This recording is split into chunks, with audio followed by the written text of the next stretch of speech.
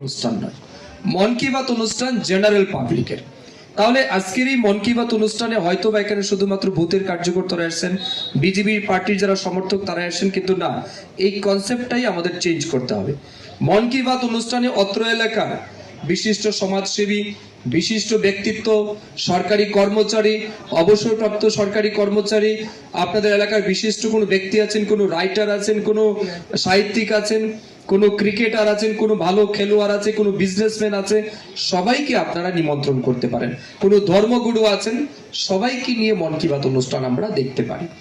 এখানে এই বুথে যিনি মন কি বাত প্রমুখ আছেন, আমি আবেদন করব নেক্সট মন কি বাত অনুষ্ঠানে কম করে এক সপ্তাহ আগে থেকে বুথ সভাপতি যিনি আছেন তার সাথে পরামর্শ ক্রমে কোন জায়গায় মন কি বাত হবে, লোকেশন কি হবে, তারপর নিমন্ত্রণের দায়িত্ব সবাই মিলে করে সুন্দরভাবে মন কি বাত অনুষ্ঠানটা পালন করবে।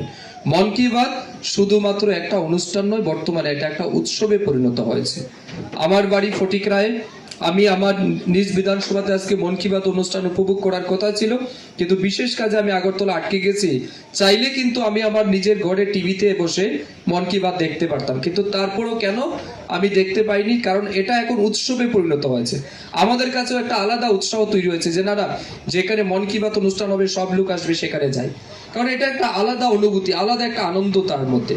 তো এই জন্য আমি আপনাদের সবাইকে বলবো, মন কি বাত অনুষ্ঠানকে রাজনীতির সাথে যুক্ত না করা, এটাকে মন কি বাত ফর অল এই মেন্টালিটি নিয়ে সবাইকে আসতে হবে।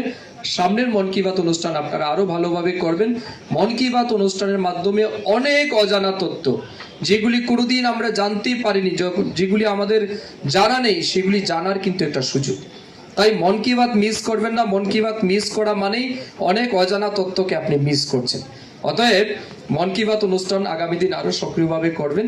এবং রামনগর মন্ডল অত্যন্ত সক্রিয়, আমাদের ভারতীয় জনতা পার্টির সাংগঠনিক ভিত্তিতে অনেক ভালো, আপনারা আরো ভালোভাবে এগিয়ে যাবেন।